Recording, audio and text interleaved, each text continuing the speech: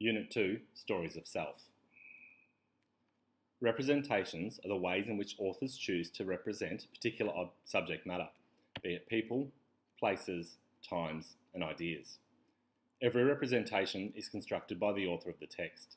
This is especially true when the author is writing about themselves. No matter how honest and open the author, they are representing their own idea of who they are, not necessarily the truth. In this unit, you'll read and analyse several different non-fiction texts that provide representations of real people.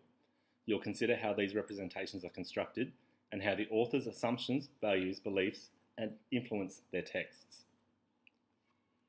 Assessment Task 3, you'll be required to create an imaginative short story from the point of view of a different character, a character other than the main character's perspective.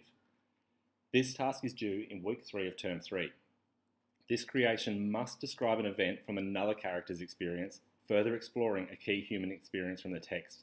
An example of this could be independence, adult responsibilities, first love, overcoming adversity, intimacy, parent-sibling relationships, or another theme you identify in the novel. You will do this by taking on the role of a character mentioned in the text and write a section of the text from their perspective. To prepare for this, throughout this unit, you will read extracts of multiple non-fiction texts, consider how identity and key human experience are constructed and represented, learn how text position audience to accept points of view, and use language features and genre conventions to position an audience. Non-fiction and reflective texts. Fiction refers to texts that are created from the writer's imagination. Fictional texts include novels, short stories, plays, poems, films, and other texts about imaginary characters or events.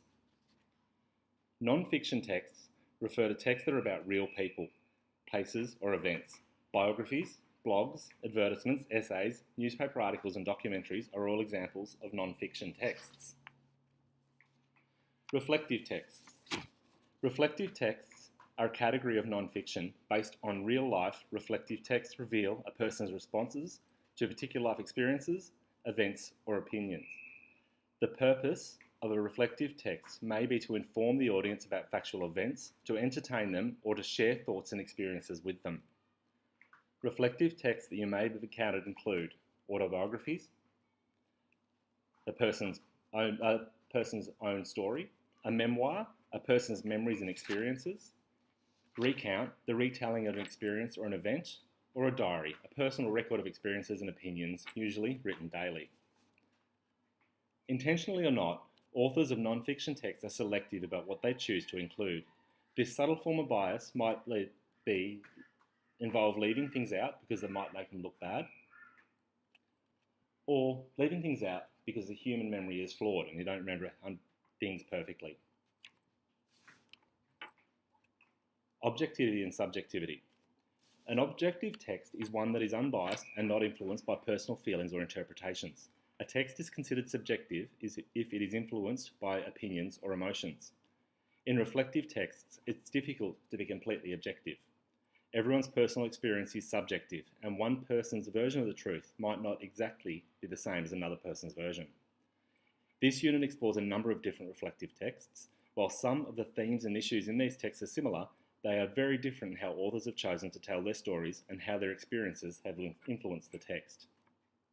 As you engage with these texts, you'll reflect on the way in which individuals and groups of people have been represented in these texts, and how these writers have constructed their version of the truth to position audiences. Photographs of the inaugural proceedings were intentionally framed in a way, in one particular tweet, to minimize the enormous support that had gathered on the National Mall. This was the first time in our nation's history that floor coverings have been used to protect the grass in the mall. That had the effect of highlighting any areas where people were not standing, while in years past, the grass eliminated this visual. This was also the first time that fencing and magnetometers went as far back on the wall, preventing hundreds of thousands of people from being able to access the mall as quickly as they had in inaugurations past. Inaccurate numbers involving crowd size were also tweeted. No one had numbers because the National Park Service, which controls the National Mall, does not put any out.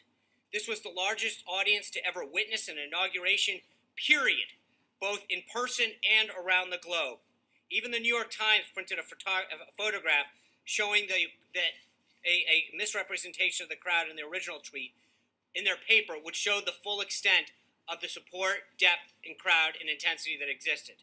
These attempts to lessen the enthusiasm of the inauguration are shameful and wrong. That was Sean Spicer speaking about Donald Trump's inauguration.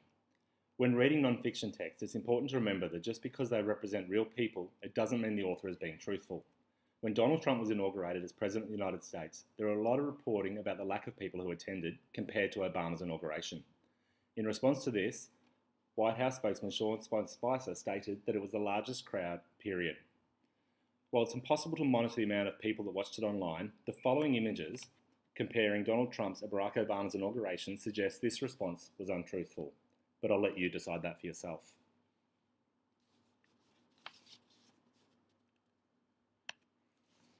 Remember, as you engage with these texts, you'll reflect on the ways in which individuals and groups of people have been represented in these texts, and how these writers have constructed their versions of the truth to position audiences. You will then use this understanding to create your own version of one of the short stories from a different person's perspective.